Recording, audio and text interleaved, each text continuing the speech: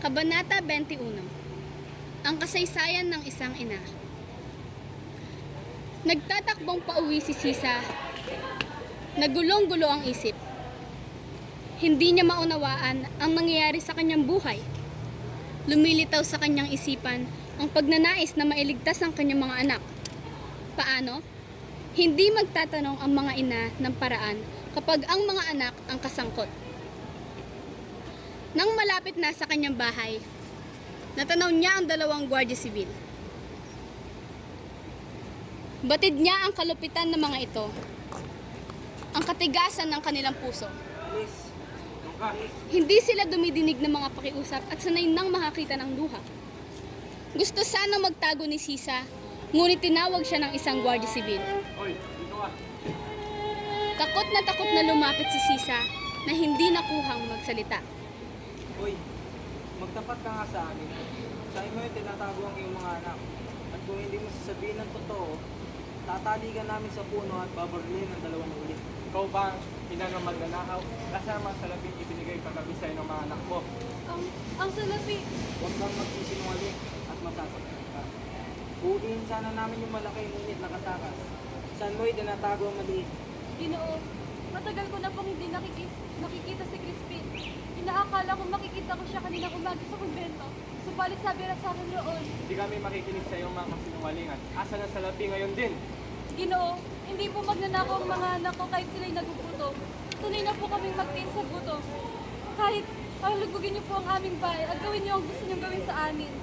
Walang iniwan sa labi si Basilio. Hindi magnanakaw ang lahat ng mahihirap. Ayaw mo sabihin ng totoo, kung gayoy ikukulong ka namin at hindi ibabalik sa inyong bahay pagkat hindi mo sinasabi ang totoo. Pilit na isinama si Sisa ng mga gwardiya sibil. Sa kabila ng kanyang pagsusumamo at pagluha ay hindi napasang-ayon ni Sisa ang mga ito. Nakiusap siyang mauna siya ng konti. Ngunit sa pag-aakalang tatakas siya, pinagitnaan siya ng mga ito hanggang sa bayan. Pagdating sa bayan, ay pinahintulutan siyang mauna. Siyang paglabas ng mga taong nagsimba, kaya binilisan ni Sisa ang paglakad. Ngunit, nawalan ito ng kabuluhan, kaya tinakpan na lamang niya ng panyo ang kanyang muka. Lubusan siyang nawalan ng pag-asa at nakaramdam ng malaking kahihiyan. Tapos na ang misa. Habang naglalakad, ay labis na pinag-uusapan siya ng mga tao sa kanyang paligid. Hindi ba si Tita ito? Tita nga, mo na magnanakaw ang tinutukoy. Ano ba, anak? Hindi ko lamang narinig yan. Bueno, okay nga.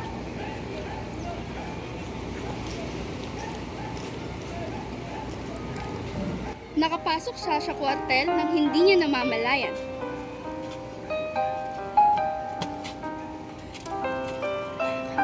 Tinanong ng Guardia Civil kung nasaan ang sarhento at kung ipinagbigay alam na sa Alpares ang pagdating nila.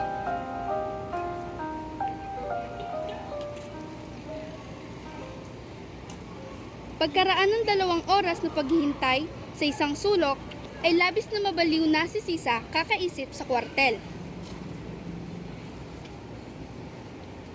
Ilang sandali pa ay dumating na ang Alpares. Ngayong babaeng yan, siya si Sisa, ang ina ng magnanakaw. Siya ay pinaulis namin.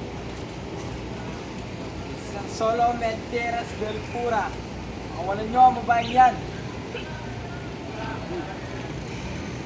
Pinakawalan ng Alperes si Sisa. Pinalayas si Sisa at halos ipagtulakan dahil ayaw niyang kumilos. Tumayo ka. Alis. Tanghaling tapat na noon kaya nagmamadali siyang naglakad pa uwi.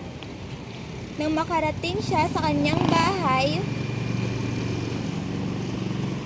pumasok siyang walang kibo at lumakad-lakad sa lahat ng dako. Bumalik siya sa kanyang dampa. Nakita ni Sisa ang isang punit na piraso ng damit ni Basilio. Kinuha niya ito at inaninaw sa sikat ng araw. Tila hindi niya napansin ang bahid na dugo sa punit na damit. Nawawala na siya sa sarili at nagpatuloy na lamang siya sa paglilibot-libot hanggang abutin siya ng gabi.